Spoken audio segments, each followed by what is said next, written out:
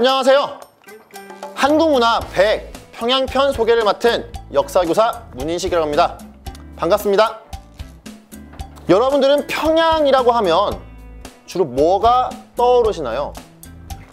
김일성, 김정일, 김정은으로 이어지는 아마 이런 북한의 정치인들이 떠오를 겁니다. 이들의 강렬한 이미지 때문에 우리는 평양에 대해서 자세히 모르고 있는데요. 사실 대한민국 한반도에서 가장 오랜 역사를 가지고 있는 도시는 인구 1000만의 도시 서울도 아니고 백제의 도시 공주도 아니고 천년 고도의 도시 경주도 아닌 바로 여기 평양입니다. 이 평양에 대해서 오늘 한번 자세하게 저와 함께 알아보도록 하겠습니다. 여러분들이 느끼시기에 평양이라는 말이 어렵게 느껴질 수 있겠지만 우리 고유어인 부르나라는 말을 한자로 옮긴 것에 불과합니다. 부르라는 말은 평평하다는 뜻이고요. 나라는 말은 땅이라는 뜻이에요. 합쳐서 말하면 평평한 땅이라는 거죠. 여러분들이 실제로 평양에 가보면 주변에 산도 없이 드넓은 평야가 있는 것을 보게 될 겁니다. 그렇게 넓은 평야는 남한에서는 호남 평야밖에 비견될 곳이 없어요. 이렇게 넓은 땅, 그 넓은 땅을 대동강이 흐르고 있습니다. 대동강이 흐르기 때문에 땅은 한결 더 비옥해지고 사람들이 살기 좋은 곳이 되는 거죠. 저 먼 구석기 시대에서부터 이곳에서 사람들은 살았답니다. 유명한 구석기 유적인 평남 상원 검은무로 동굴이 바로 이 평양 근처에 위치하고 있습니다. 이 유적에서는 굉장히 신기하게도 물소, 원숭이와 같은 이러한 뼈들이 나오는데요. 이 당시에 한반도가 지금보다 훨씬 더 따뜻했음을 보여주는 유적 유물이라고 할 수 있겠습니다. 자, 이제 시대가 흘러 최초의 문명, 우리나라의 최초의 국가가 탄생하게 되죠. 바로 어디입니까? 여러분들 단군 할아버지 아시죠? 그렇습니다. 고조선입니다. 요 고조선의 수도 또한 평양이었습니다. 이 고조선의 수도를 왕검성이라고 하는데요. 이 왕검성의 위치가 만주라고 하기도 하고 그리고 평양에 있다고 하기도 하고 이동했다고 하기도 하는 등 다양한 학설이 존재합니다. 근데 한 가지 확실한 것은 단군조선 이후에 위만조선일 때 수도 왕검성은 확실히 평양에 위치하고 있었습니다. 고조선은 요 왕검성 평양을 기점으로 해서 여기를 거점으로 해서 중국의 한과 그리고 남쪽의 진 사이의 중개 무역을 통해 이득을 얻기도 했죠. 그러나 중국의 전성기를 맞이했던 한 무제의 침략에 의해 결국 고조선은 왕검성이 함락하게 되면서 멸망하게 됩니다. 시대가 흘러 삼국시대에 가보겠습니다. 북쪽에 고구려, 남쪽에 백제, 신라가 있는 이 삼국시대, 평양은 누구 땅이었을까요? 그렇습니다. 이 드넓은 만주벌판을 호령하던 고구려가 바로 평양의 주인이었죠. 원래 고구려의 수도는 압록강이 흐르는 국내성에 위치하고 있었습니다. 근데 장수왕의 남진정책과 맞물리게 되면서 고구려는 수도를 국내성에서 평양으로 옮기게 되죠. 본격적으로 백제와 신라를 압박하겠다는 겁니다. 고구려는 평양을 수도로 했을 때 최고의 전성기를 맞이하게 됐는데요. 북으로는 부여와 숙신을 정복하고 남쪽으로는 백제와 신라를 찍어 눌러 충주까지 밀어내는 등 가장 넓은 영토를 차지했던 게 바로 이 평양 시기였습니다. 이렇게 전성기를 구가하던 고구려, 하지만 위기를 맞이하게 됩니다. 그 당대의 최고의 외교가였던 신라의 김춘추가 배를 타고 중국으로 당나라로 건너게 되죠. 그래서 당태종을 만나 간판을 짓습니다. 신라와 당이 손잡은 거죠.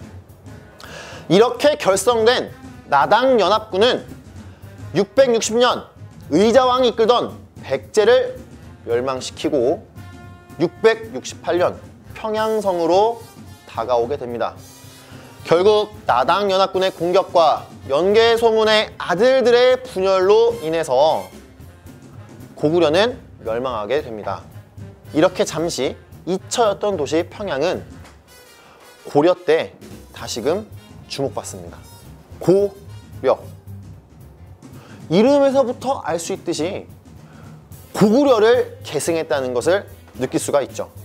고구려가 잃었던 그 넓은 북쪽의 땅을 회복하고 싶었던 고려는 북진 정책을 추진하게 되고, 북진 정책의 거점으로서 평양을 선택합니다.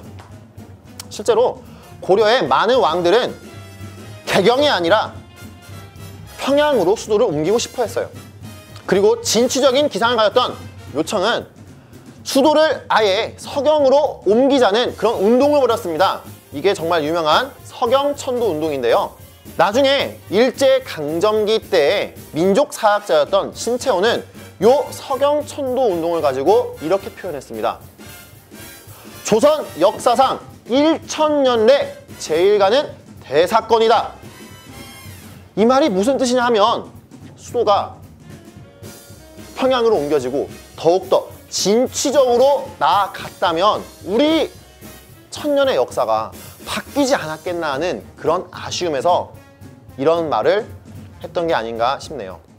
태조 이성계에 의해서 조선이 건국되고 200년이 흐른 뒤 1592년 4월 14일 부산 앞바다에 웬 배들이 가득 메어서 부산으로 건너옵니다. 그렇습니다. 임진왜란의 시작이죠. 약 15만이 넘는 일본군은 약 20일 만에 한성을 함락시킵니다. 그리고 그 여세를 몰아서 평양까지 먹게 되죠. 이렇게 빼앗긴 평양은 1593년 1월에 명나라가 참전해서 조명연합군에 의해 탈환되게 됩니다. 북쪽의 만주를 통일했던 여진족이 세운 후금은 또한 정묘호란, 병자호란을 통해 조선을 침입하게 되는데, 이때에도 평양은 전쟁터가 됩니다. 제가 이렇게 말하면 마치 무슨 평양이 전쟁터인 것처럼 그렇게 생각하시겠지만 꼭 그렇지만은 않습니다. 평양은 원체부터 비옥한 땅이 있었고, 그리고 또한 중국과 오고 가는 사절단이 오고 가는 아주 중요한 길목이었어요. 그래서 풍족하고 문화적으로도 발전되었으며 없는 게 없는 그런 아주 발달된 도시였습니다. 그래서 조선시대의 관리들이 가고 싶어하는 곳 3개를 꼽으라고 하면 그 중에 한 곳에 꼭 평양이 꼽혔다고 하네요. 여러분들은 지금 최강대국인 미국과 우리나라가 전쟁을 했었다는 사실을 아십니까? 조선 때 미국과 전쟁을 치렀던 적이 있습니다. 바로 신미양요인데요. 요 신미양요의 발단이 되는 게 바로 평양에서 발생했습니다. 역사 공부 조금 하신 분들은 알 텐데요. 바로 제네럴 셔먼호 사건입니다. 대동강물을 거슬러 미국의 상선 제네럴 셔먼호가 쭉쭉쭉쭉 올라갔습니다. 드디어 평양까지 갔죠. 평양까지 간 요 제네럴 셔먼호, 무엇을 요구했을까요? 통상, 즉 거래, 사고 팔기 이런 걸 원했어요. 근데 그 당시에 우리나라는 그게 불가능했어요. 왜 그랬을까요? 그 당시에 우리나라의 지배자가 누구였냐면 쇄국정책의 아이콘, 바로 흥선대원군이었어요. 당연히 거래 같은 게 될 리가 없었죠. 그래서 여기서 갈등이 빚어집니다. 이 갈등 속에서 제너럴 셔먼호의 공격에 의해 평양 백성들이 죽게 되면서 뿔난 조선 관군들이 제너럴 셔먼호를 불태우게 되고, 그리고 잡힌 선원들을 성난 군중들이 막 몽둥이로 때려 죽이면서 여기서 사건이 터집니다. 나중에 미국은 요거를 빌미로 결국 쳐들어오게 되는데요. 이것이 바로 강화도를 배경으로 벌어진 신미양요예요. 1910년 일제에서 조선은 합방되게 됩니다. 강제적으로 합방되고 말았죠. 일제강점기에 물산장려운동이라는 독립운동의 종류 중에 하나가 바로 평양에서 펼쳐지게 됩니다. 일제의 경제적 수탈에 맞서서 우리 것으로만 살자, 내 살림 내 것으로 라는 구호를 앞세워가지고 국산품, 애용, 근검, 절약 등을 통해 우리의 토종 기업들을 육성시키고자 하는 물산장려운동이 평양에 살고 있던 조만식에 의해서 진행되게 됩니다. 이러한 독립을 향한 뜨거운 열기는 평양에서도 이렇게 있었네요. 8월 15일 우리 민족이 그렇게 염원하던 광복을 맞이하게 됐습니다. 하지만 기쁨도 잠시, 동족 상잔의 비극 6.25가 발생합니다. 그래서 지금 평양은 우리가 가고 싶어도 갈 수 없는 가깝지만 먼 곳이 되었죠. 언젠가 우리 발로 가서 우리 눈으로 평양을 직접 보는 그날이 오기를 기원하면서 평양에 대한 소개를 여기서 마치겠습니다.